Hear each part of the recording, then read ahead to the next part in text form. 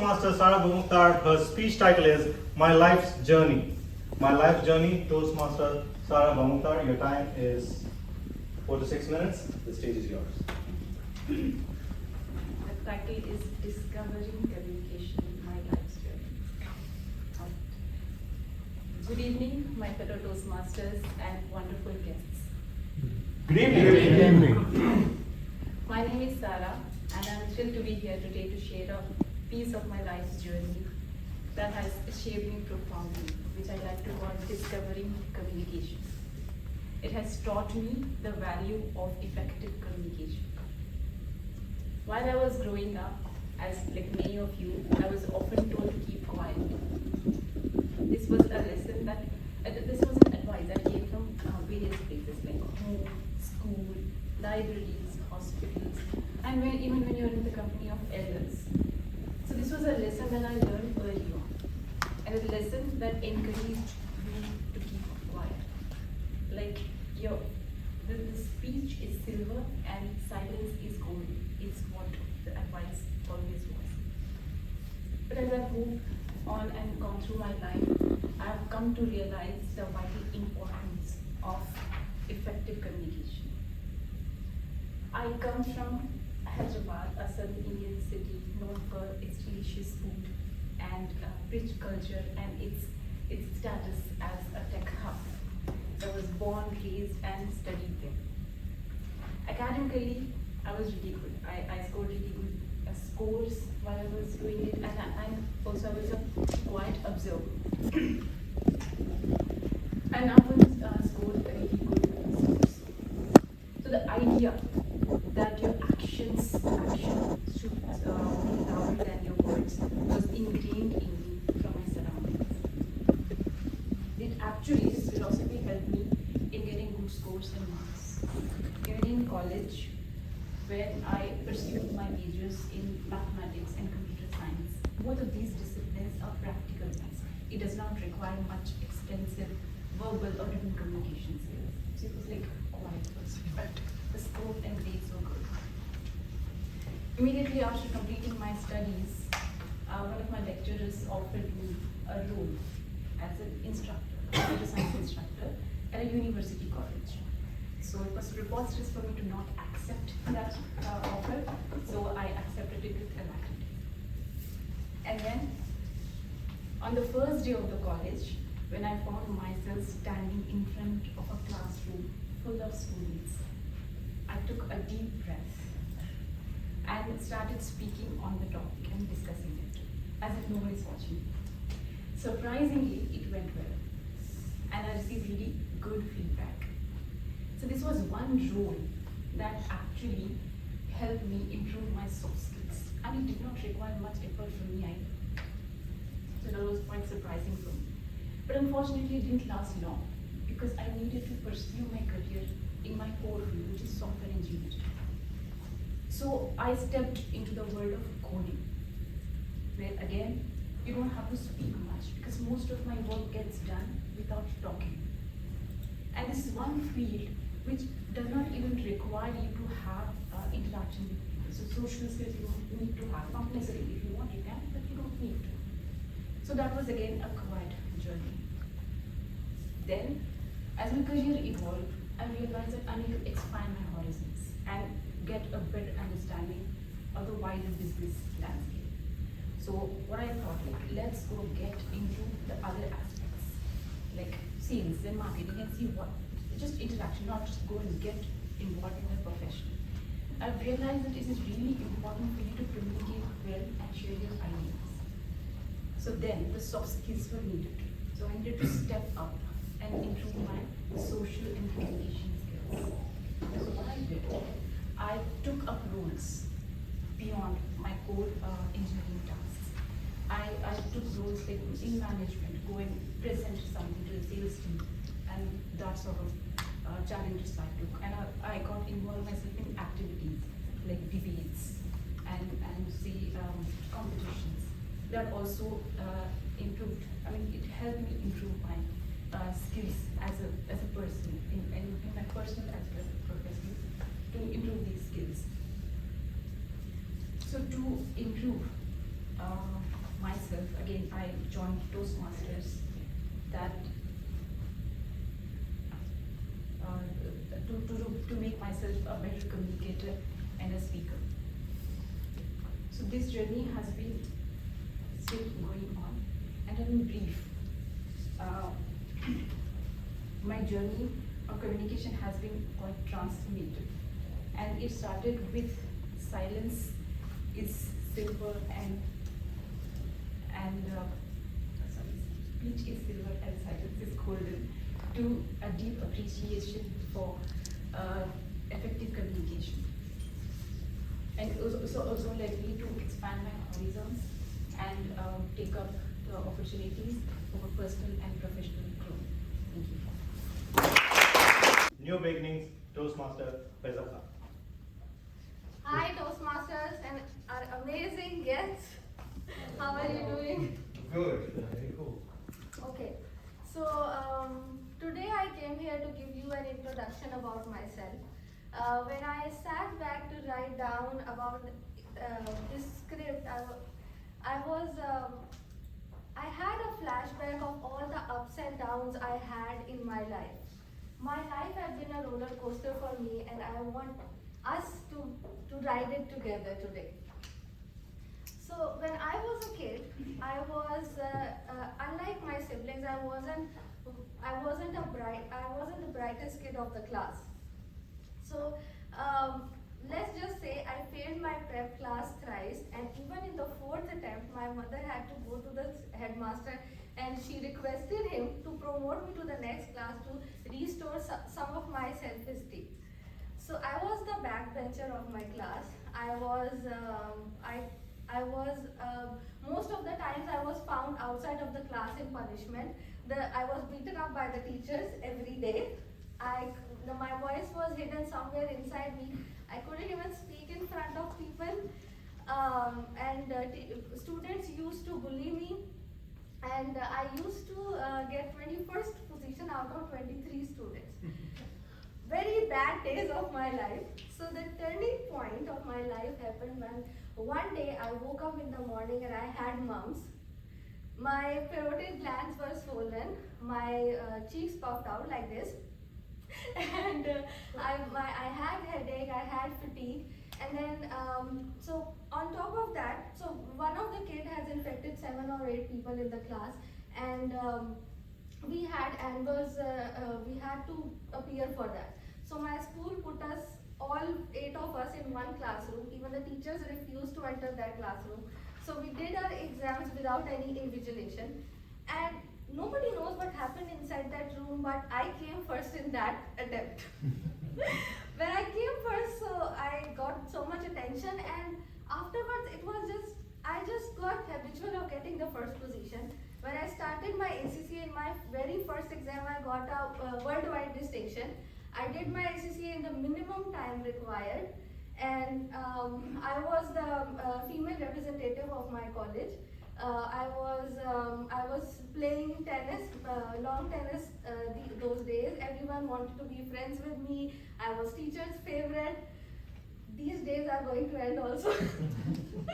Then, so for the people who don't know, there are 4 big accounting firms in that. So I'm an accountant, I did ACCA. So 4 big accounting firms in the world, PwC, KPMG, Deloitte, and EY. So when I mentioned my siblings, one of them is my eldest brother, who is a chartered accountant, and he started his career in PwC Middle East.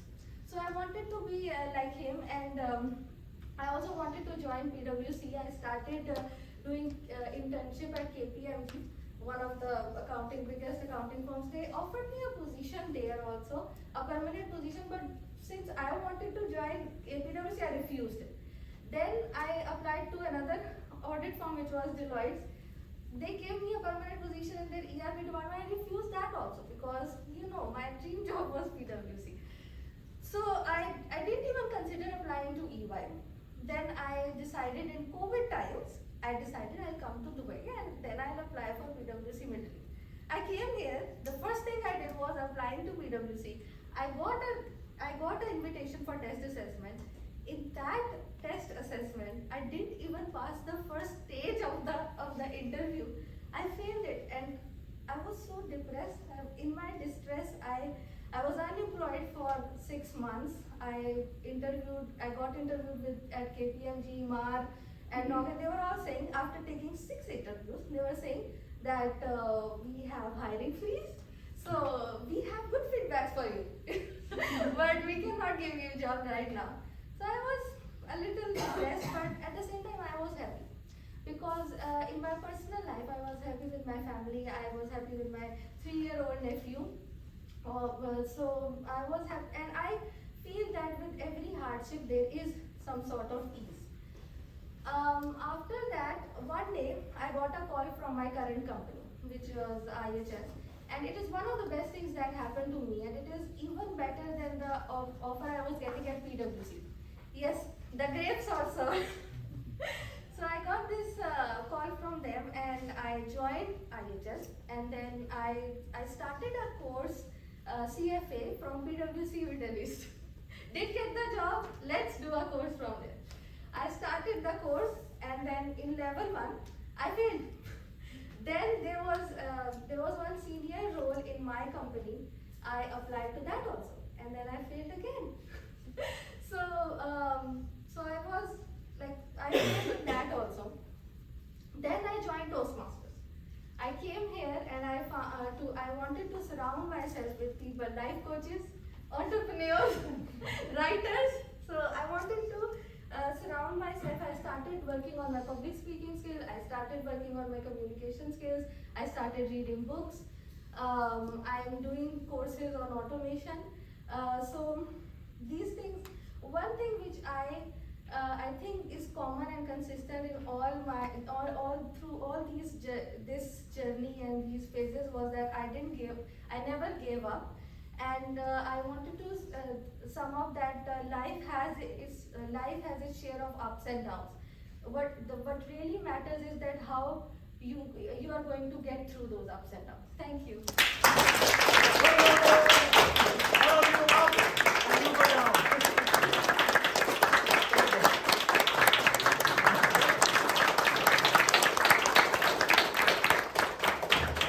Icebreaker speech today. I start with a quote from Aristotle. Knowing yourself is the beginning of wisdom. And that is the reason I have named it a journey of self-discovery. A little bit of background about myself. So I was born in a big family, a big joint family. So I always had lots of people around me, lots of uncles, aunts, huge amount of cousins. So wherever we went, it was always like big fat Indian wedding. No matter where we went, whether it was a park, it was an event, it was a movie, it was always 100 people. And because of that, I had a great memorable childhood and a lot of positive influences from all my parents, uncles and aunts. But there is one specific influence that I would like to share with you that had a huge impact on me personally. When I was in my early teens, me and my other little boys, we used to hang out in the market near my house. And on the way to the market was a very old building. It was an old dusty building, the paint was falling, the gates were falling, the window panes were broken. But as you went into it and you opened the doors, it was big, huge doors, and you opened the doors, you would walk into a huge hall, and it was full of wooden furniture and racks of books. Yes, you might have guessed it right, it was a library. It was a very old library and had a lot of old books, but that is where I discovered my first love. I started just browsing books, looking at books. It was as if a new treasure had opened up to me. And I would just find different things to just read about. I think I read a lot of things which I shouldn't have. And maybe it messed me up a little bit as well. But what it also gave me was, this interest to, discover all these different places, people, cultures. And mind you, for the millennials out here, this was way before the internet, so that was the only way to get information. So, this fascination stayed with me when I started my career, and I always found ways to, take up roles and jobs where I could travel, and I used to find every nook and corner to travel. At some point in my time, I, found a job and I moved to the US in a tech and consulting role, and for the next decade and a half, I traveled like crazy. I traveled so much that sometimes I did not know where I was, which city I was. I would wake up and think, where am I today? That's the amount of travel I did. And I was doing well, I was satisfied. I was, in senior roles, I was managing big teams. Nothing could have been better. Well, all the good things, as we say, come to an end. At some point in time, I started having doubts. Am I doing the right things for myself? I started feeling as if, getting another flight or another hotel, I was starting to dread that feeling. Maybe it was a burnout, right? And I started thinking, am I only living to work or working to live, right? What is it that I should be doing? And then after that, to top it up, we were hit by COVID. And then, because of all the stress that all of us faced, I started facing stress-related health issues because of non-stop travel, bad diet, no exercising, living in the hotels. It really had an impact on me. And at that point, I also saw a lot of my friends lose their jobs because of the bad economy. That really got me thinking. I really need to think about what I want to do because this is not satisfying me.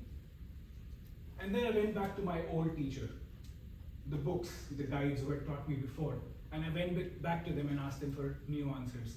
What do I need to do?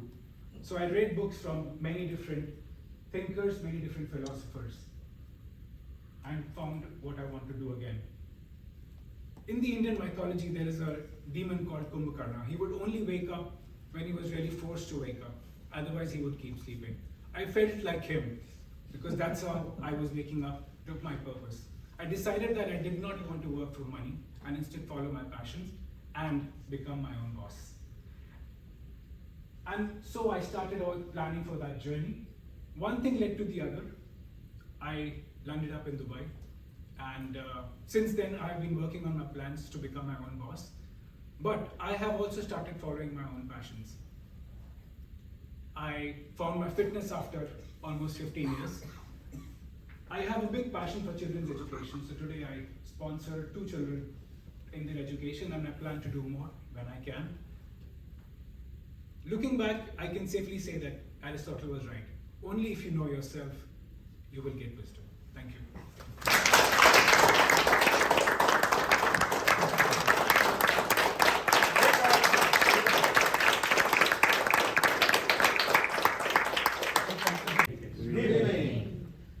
Like all of you, I'm also made of my past experiences, and I believe this experience and the time I spent here would make me a better person.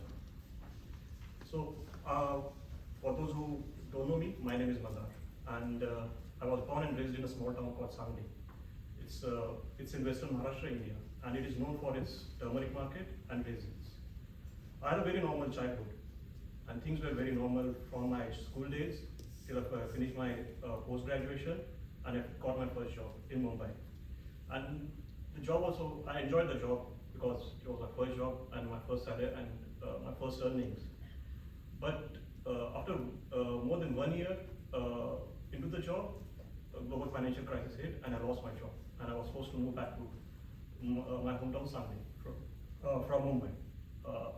But I thought things would get sorted out because I was doing whatever was needed to get a new job. But as time passed, I was still without a job, and nervousness and depression started to creep in. So just to tackle with, and I was doing everything that was possible to be done, but nothing was working.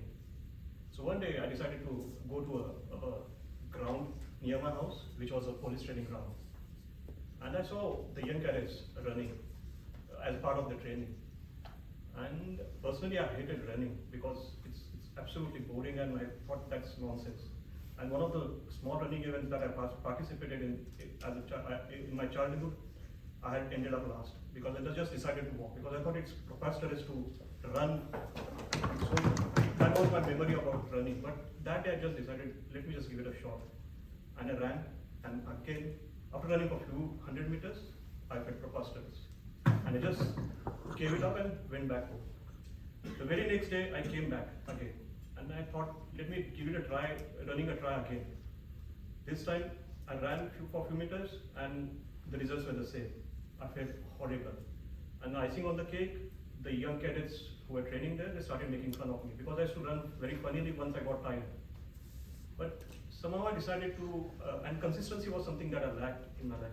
So I decided to show up again and start running again.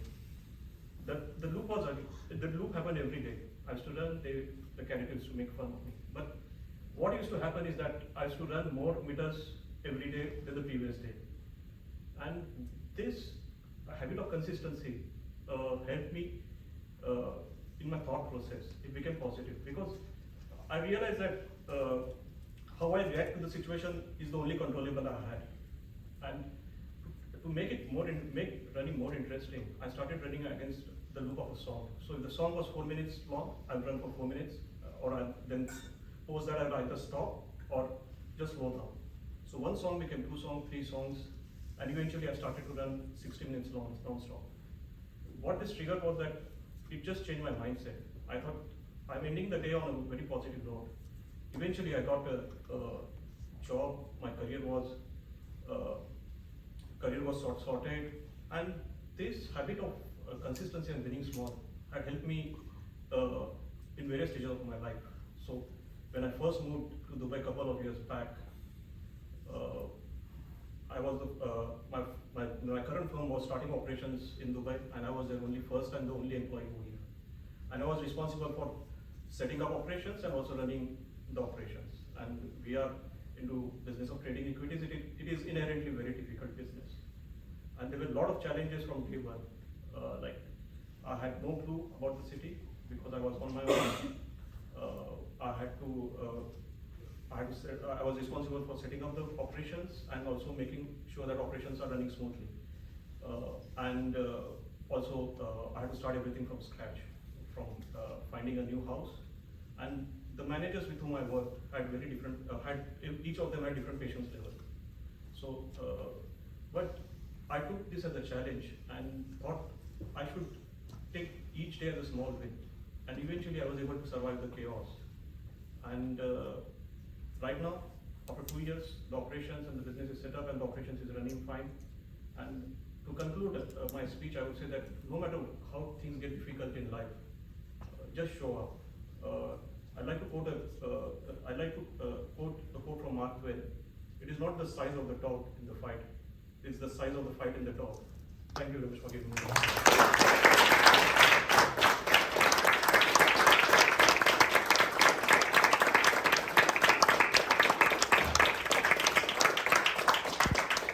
or teacher or might be the parents will always tell us one thing. You guys are very lucky. When I was a kid, I had to cross a river to go to school, right? And I have to, there was no electricity, there was no phone, and we feel like, this person must be a fossil. Somehow my science book forget to mention them. But today, ladies and gentlemen, meet Suvojit Sharma, a living fossil. I grew up in a small town. My house was just beside a river, a small river, and you were guessing it correctly. I had to cross the river every day to go to school. And there was no electricity as well. But believe me, I cherish this memory till now. Studying beside the soft glow of the lamplight, my dad will teach me the name of the stars. And in winter season, thousands of the fireflies will gather over that river. And it will look like a small galaxy of the green lights. So it was so amazing. And if I close my eyes from then, the time kinds of flies like a time-slap video.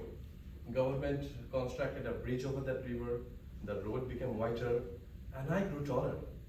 When I was 8th grade, I still remember, I already reached my father's side. And on the same time, almost at the same time, the electricity finally reached our area. The day when we saw the first bulb glowing, that was one of the best days, one of the most happiest days of my life. But if today someone asks me, which is the most happiest day of your life, I'd be confused, Is that day or the day when my first girlfriend tells me that she loves me? Which one is the happiest day? I started writing poem. Everything became magical. my poem got published. And after that, after 1 year, there was a breakup. Just before my graduation final exam, just 3 months before. And unfortunately, I could not hold that. I was unable to study. I was not able to give exam properly. I failed. I miserably failed that time. And I did not have that courage to start again. So I moved to another city to find some happiness, the city of joy, Kolkata. I started my journey. I photocopied my resume, because I did not have much money. So I photocopied my resume and knocked offices door one by one. And like the old Bollywood movies, there will be a sign, no vacancy. But finally, I ended up getting a job in a call center. I worked in the call center for almost 6 years. And after this, I thought that I should move back to my city and I should try my luck in my father's business. So I joined my father's business, and again, the same thing happens. I fall in love again. And this time, I get married as well. And after that, I find that economical difficulties really is getting higher every day. Though I tried a lot, but I could not do much. So I decided to come to Dubai and search my luck here. And once I come here, I joined as a cashier in a money exchange company. As this was a money exchange company, a financial institution, so I had to go multiple training. One of them was anti-money laundering. And who knew? This anti-money laundering training will change my life forever. It was like a first love. Love at first sight, you can say that. And I fall for it. But again, there's a catch. What is that? I did not have the bachelor degree. I was dropout, right? So what I did, I completed my bachelor degree. After work, after studying after the office, I will go back to home to write exam, not to have fun in the vacation. And after that, I joined my compliance team. Then I became the compliance analyst. I skill up myself. I did the best certification available. I write numerous mail to United Nations Office of Drugs and Crime, and they allow me to do a secret course, which is reserved for some special people. Now in Dubai, only me and few people from Dubai police have that particular privilege to know this knowledge. And after a couple of job switch, what happened? I am the compliance head of a multinational payment processing company. And today, if you ask, what kind of wealth and asset I have, I really don't have much to show. Believe me, I don't have. And what I have is a remarkable journey from that riverside house till my Bayside cabin office. And a lot of dreams in my eyes that one day I'll be a stage speaker and I will give speech on anti-money laundering, my last love. And what I'll say. And really I want to be a poet again. I want to complete my book of the poetry. And I had a lot of struggle. I had many sleepless nights, dark thoughts. I fight everything. And I fight termination. Presently, I'm running through a very bad divorce. And then also I believe that I will survive. I'll survive everything. Like the cockroaches and vampire squid, they survive Ice Age. They survive Great Flood. Because, ladies and gentlemen, once again, meet Suvojit Roy Sharma, the living fossil.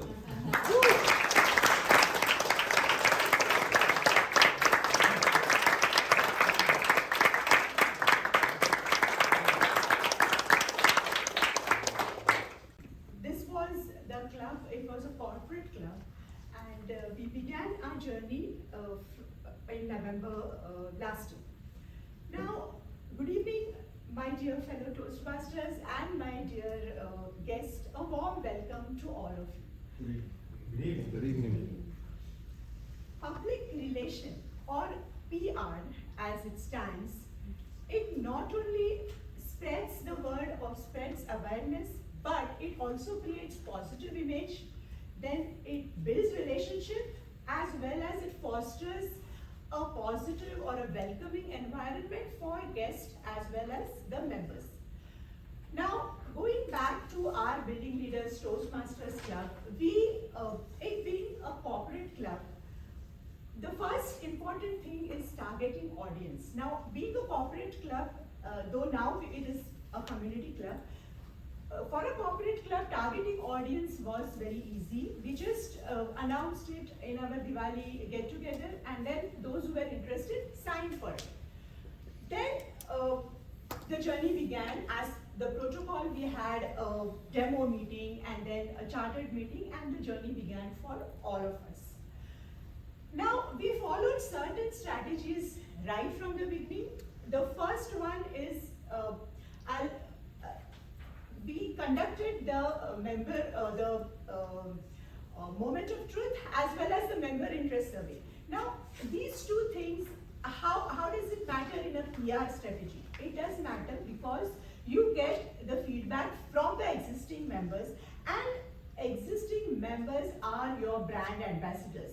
Who else will spread the word or will spread that awareness of the club? So this is our number one strategy as a Building Leaders Toastmasters Club. Now, apart from that, our members, they are a bunch of techies. They are young, enthusiastic, lively techies. You ask them to code and they will do it in a jiffy. But they are not so very comfortable comfortable delivering a speech. But kudos to them. After 8 months, they have learned the scripting as well as the way to deliver a good speech. So now we are having an open house on 12th of this month, and we have designed certain strategies for that. So starting is, the content is extremely important when we have to target the correct audience. Now, right from beginning, we have had the content has to be engaging, it has to be interesting, and it has to be informative as well. So while deciding the theme, we take into consideration all of these, and we decide the theme. Now, these are some of the flyers we had last few meetings. We also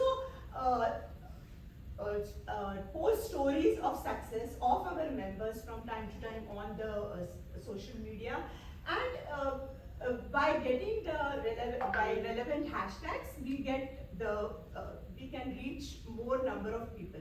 Now, all these things, though I'm saying that we are the open house is approaching, so we are taking care, but we are doing this all along. It's not only for the open house, but we are doing it all along. These are some of our members, and we are posting their success stories. Then we have also created one email ID, and almost more than 100 emails have gone so far to our contacts, whom we feel that these are the prospective members, or those who can become our members.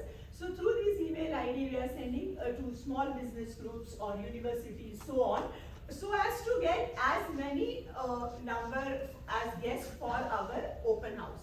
Then we also have created this form, as you all saw it today, that it all is developed on a link tree, and then once you scan, it comes on your mobile phone. So every information about the XCOM or the club, as well as the feedback, everything I call it as a one-stop shop. And we have also created an event page on our website. So the guests as well as the members have access to it. Now, this is also very important. We have every third meeting, we have an education session. So we call the speakers, renowned speakers, or we can say seasoned Toastmasters. Now the members as well as the guests, they are keen to learn from experts. So we have called DTM Hashim or DTM Rehna for pathways, and then for the open house, where our very own Toastmaster Benjamin is coming for an education session.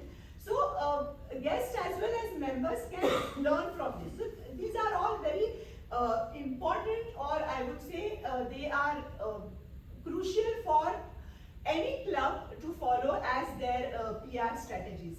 Then we have also created these videos by our own members, and these videos we posted on again social media or their own network, so that this shows entire journey, because they are all new Toastmasters, a journey from the time they began their Toastmaster journey till now. So these videos we also post on the social media network. Now, apart from that, we have also created a flyer, and we have printed almost 100 copies. And these flyers we have distributed to offices which are close to our venue. So it's easier for those people to come for the open house meeting. So this is another PR strategy we have followed. Now we are also there on Meetup, LinkedIn, all these platforms, just to spread the word that this particular event is happening, and you're all welcome. Now, after the event, we would be sending the follow-up notes as well as the thank you notes to the guests. And now, since we have all this data with us, what we plan to do is, how do we measure the success? Because whatever strategies we have taken till now, or we have been taking for the open house especially, or in general till now, we would like to measure the success, and that with the data we can see how many members, how many people have converted or signed as members, and what is the feedback of guests as well as this. So to conclude this, I would like to say that PR strategy, yes, it is extremely crucial. Done rightly, it has to be done rightly. It is for the prosperity, for the growth of the Toastmasters Club. And yes, I have been presenting this in front of you here. It's a very old club. We have seasoned Toastmasters. I would like to get feedback from you guys so that we can keep improving, create a buzz, and have, welcome the members who want to, in fact, improve on their public speaking as well as their this. And to these small things, like as I said, the small things, when done consistently, they do, make a huge difference. And we won this Spadley Award for adding 5 new members last year. So that's all from my side. Thank you.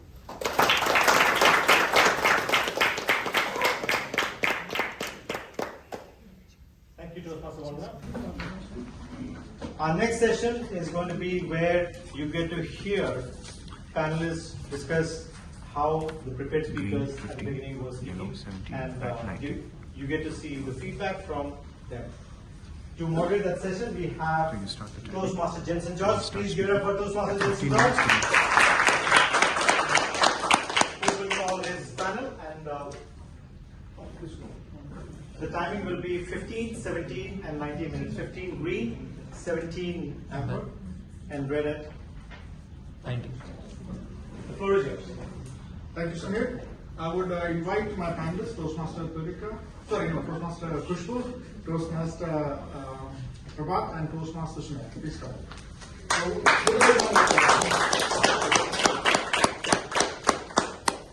Let the coach learn the above.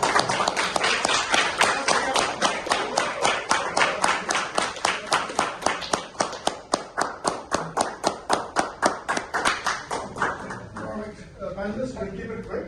Yes. I will be asking them questions on each speaker's performance on stage, and let us give crisp, to the point answers as we are running behind time. Our first speaker is Toastmaster Sara. So the first 5 speakers were giving their icebreaker speeches. The objective of the purpose of the project was for them to introduce themselves to the club and learn the basic structure of a public speech. Starting with Toastmaster Sara's speech, discovering communication, my life journey. That is the speech title. Prabhath, let's start with you. Toastmaster Sara is giving her first speech on stage. What qualities do you think she has revealed about herself today? As a speaker, let us look at the speaker, not at the speech. Yeah. So, she has a crisp, clear voice, and this is her first time on the stage, and we did not witness any stage fear, and she was throughout was able to maintain the eye contact. So as a speaker, I think as a speaker, she can evolve on these qualities. She can use this instrument of voice to do bit of further modulation as she evolve and do further speeches. So I think her one of the great assets is the voice. The voice. Thank you, Prabhath. Sumit, Yes. in her speech, what caught your attention the most? Or rather, where did you lose attention, if either of the cases were there? Okay, let me start from the first thing, that what I observed something and which is really remarkable for Sarah, that great use of vocabulary. In her first speech as an icebreaker, when you come on the stage, we don't expect the great use of vocabulary that we used once, a word of the day, I think more than 6 months back, and she used it here, so that was something really amazing, and this is, added value to her speech, and she stands out in my mind because this is what I was. Okay, that impressed you the most? Yes. Khushbu, coming to you. What challenge would you want Sarah to overcome in her next project? Starting also with the good point that she brings a lot of ease and calmness on the stage. I've not seen many speakers whenever she comes with this sort of calmness on the stage. And she actually walks very I really like the part where she was able to walk through it, but I think it could have been even purposeful with the speech, and continuous walking can just distract the audience to connect with your content. So maybe make it much more purposeful. Prabhath, Sumit, any other challenges you want, or any other areas of improvement? Would you want to suggest to Toastmaster Sarah? Usually we don't do it at for icebreakers, but since you raised the question and for the benefit of the speaker, I think you heard the quote that silence is golden or something. Yeah, it matters sometimes when it comes to poses.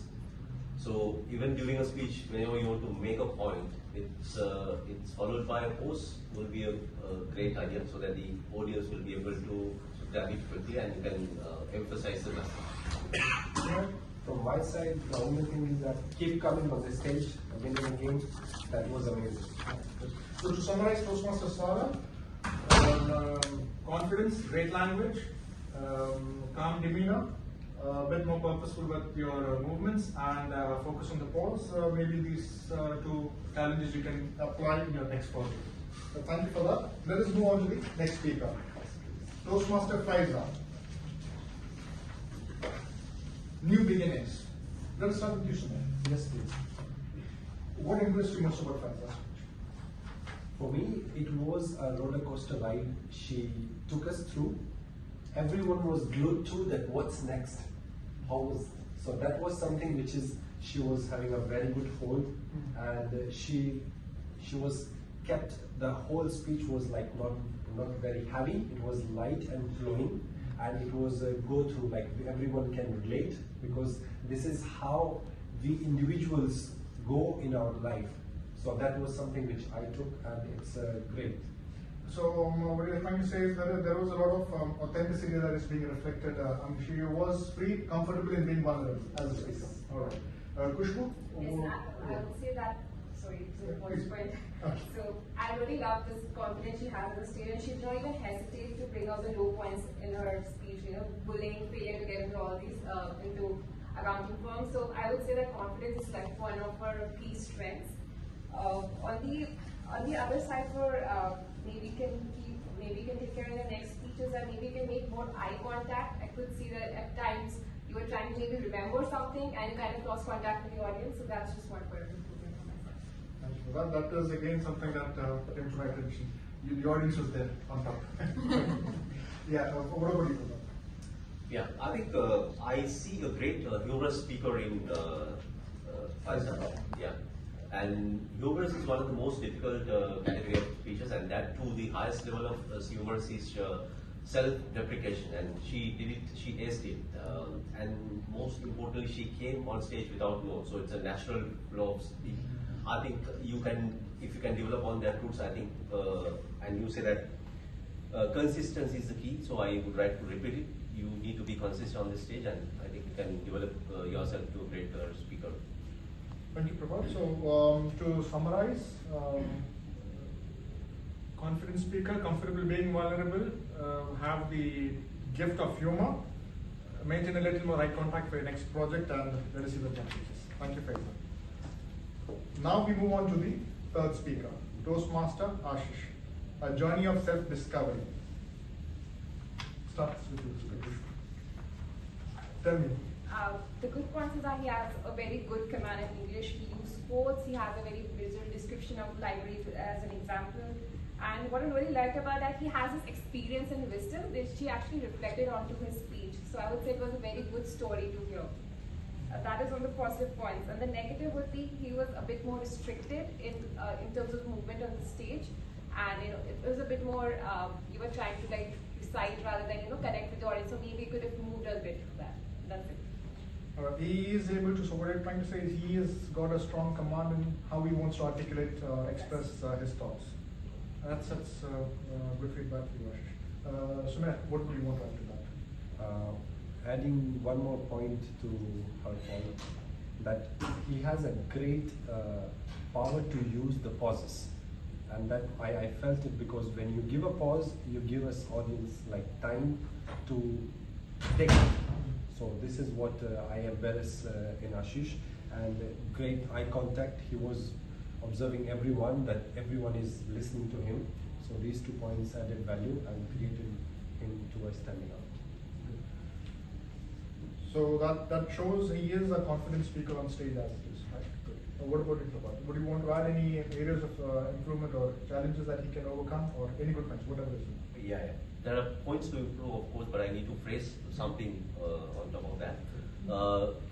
Beginning and the conclusion are very strong points, and his speech exactly converges the beginning and the ending. So he was able to deliver a very powerful message.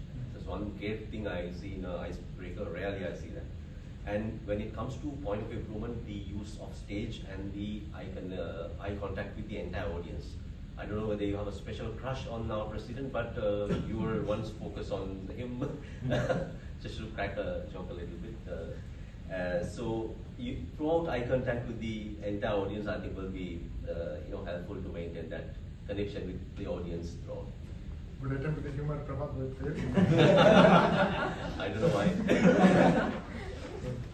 So to conclude, Ashish, guys, do you have any other feedbacks for Ashish in terms of areas of improvement that he can work on, or no? That's pretty much something, right? So great command over language. You are able to articulate or express yourself in a creative manner, and you have strong control over the pauses as well, which is a powerful tool. So moving forward to our fourth speaker, sorry, Mandar. Small wins. Is that correct? Which one? Yeah. Yeah. Okay. Small wins. Yeah. Let us start with Sumit. Yes, please. So tell me, Sumit, what caught your attention the most about Mandar? So Mandar, when he came on the stage, what I love most about him was he was very, very mindful that what he's talking about. He was very careful, and what he was sharing through his living experience, that how he stepped up with all these small wins, and how he shared his examples, that how he used to play the song with the time and the run. So the connectivity was there because he was sharing, talking for his live examples that he used to practice. So yeah, that is good that you mentioned, because it came to my observation also. Mandar is able to measure the pace of his words. He will process it and then it comes out. He does not speak too much out of excitement, unlike the others. But that is again a good observation there. What about you? What would you want to add? Yeah, I think it's a great speech. It's like you can do this speech even, or rather you can evolve this even to a contest level speech. There's a great message package, like he connect his experience of running and how he related the other parts of the life, and taking one step at a time. He said taking each day at a time. So I would like to tell Mandar to take every speech at a time and excel in your game. Yeah, that's good, because that running story was quite memorable. I think that's something even I will remember 6 months from now. Khushbu? For me, it was also the good use of language. You used the word of the day twice. Now that is not very, that doesn't happen in an icebreaker speech. You've also used a lot of quotes in your speech to drive home the message. So that's one thing that really stood out for me. It was a well-prepared speech. and that is to be seen. That is reflected there. So to summarize, great story, strong control over the pace of your words, awareness, using word of the day twice, though our TMOD made an attempt to remind everybody to use it, but still you caught on it quickly. And yes, one quick suggestion I would have from my side, a small observation I made is try to maintain a little more eye contact with the audience. That may help. Shall we move on to our finalized speaker? Yeah? All right, Suvojit. Suvojit Singh, no, Suvojit Roy. Yeah. Prabhath, let's start with you. Tell me, what did you observe, what stood out most in Suvojit's speech? What was the most prominent quality in Suvojit as a speaker? I think it's the confidence, level of confidence that he demonstrated on the stage. You know, the strong, the opening was crisp and it's very strong and was able to quickly grab the attention of the entire audience. That was, I think, I saw the cake. And if you want to know the point for improvements as well, going beyond your question, you know, you said if anyone asks, what's your wealth? You don't have anything. I think you have more than anyone else's wealth, which is your ability to come in front of us, audience and give such a level of a speech for an icebreaker. So you can improve on that further. So to add a little bit of a vocal variety. Your speech was rich of emotions, so a little bit of adding vocal variety on the emotions would have done better. So I hope you will work on those. Sumer? Yes, what I observed in Suvojit's speech, that his first impression, that it impacted on me the way he dressed. In formals on Sunday, because he's giving his icebreaker, yes, it makes sense that he is well prepared and he is well organized, and this is what I remember. And again, it's more about the preparation, and I can see from the first impression that how he has done it. Khushbu? I really loved the title. It was a very good story, and specifically you've also included few elements, humorous elements into your speech. And I also like the fact that you communicate very well with your hands. I don't see a lot, it does not happen very frequent in an icebreaker. So those are like the positive points. A negative or something more of something to do, maybe you can work upon the next week. We're trying to move back and forth. Maybe you could decrease that and maybe just try to use the stage here and not going back and forth. So confidence, no doubts, it is loud and visible. I think everyone in the room could feel that. You were sure of what you were speaking. It was your story, there was sincerity and strong confidence. And as I mentioned, great storytelling skills. One challenge I would want you to overcome, also a small observation I made. Movement is one, but you have a few filler words. You use and instead of full stops, so try to pause instead of using the word and, making it a really long sentence. That's just something to be mindful of. But otherwise, yes, as the panelists mentioned, it was quite an impressive story. Now we come to our advanced speaker, Toastmaster Vandana. So Toastmaster Vandana's project, the purpose of the speech was for her to share some aspects of her public relations strategy. Who do I start with? Who wants to go first? Okay, ladies. So Khushbu, tell me something. So tell me how much of that speech were you able to, how much of an impact did the entire content of the speech have on you? So, she defined the context very well in terms of the PR strategies, the impact, and she demonstrated all the strategies which she had used for the Toastmasters Club. The thing is that there were so many various strategies that was put across that at times it was very difficult to actually recollect all the strategies that had been shared. So maybe like a summary or maybe something via slide, maybe we can just have like a run through of all which had been discussed. It would have actually helped us to retain the content a bit better. Thank you, Khushbu. Sumer, what were your observations? Do you have anything particularly? Very well structured, what I would say, and she was she was sticking to the objective, because this is what the objectives are. The purpose of the speech was to state step-by-step process that what she is doing physically and what she has done to improve the PR. So this is what I observed, and very well put in front of everyone. Okay. Prabhath? Yeah, it's a great speech and meeting over and above the expectations of the speech. And it's a challenging topic as well. Whenever someone wants to come and unload a truckload of information, especially something which is not appealing to the audience. It's the nature of the speech. So I think one thing she would have done better is she would have relayed this topic to the audience, like to grab the audience attention. You as Toastmasters need to form a club one day to be a DTM. And this is how I did, and you may have to go through it once, so that immediately I think it builds up the connection. That's so she could have given the audience a reason to listen to why. Why should we listen to? Yeah, I understand. Yeah, that's a very good valuable point there. So to summarize here, with what the panelists say, Toastmaster Vandana had a lot of content. It was well structured, but there was too much information, perhaps, for the audience to actually process. Maybe that is evident with the time as a report of this book. So one tip I can give here, something that I learned, when we are giving too much information or structuring or giving content too much information in a speech, the information that we give, we can have kind of an anchor or a sticky factor, like an abbreviation. Like if you had 4 points you did, maybe ACCA, apply this or create compelling content or something like that. So the audience finds it easier to remember moving forward, and they don't get lost with the volume of the content. So just a small technique I learned along the way.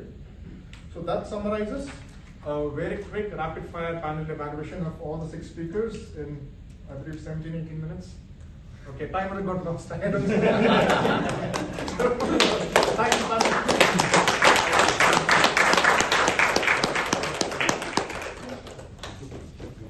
Give it up for the panel moderator, Toastmaster Jenson. And now put your hands together for the panel moderator of debate, Toastmaster. Wordmaster. So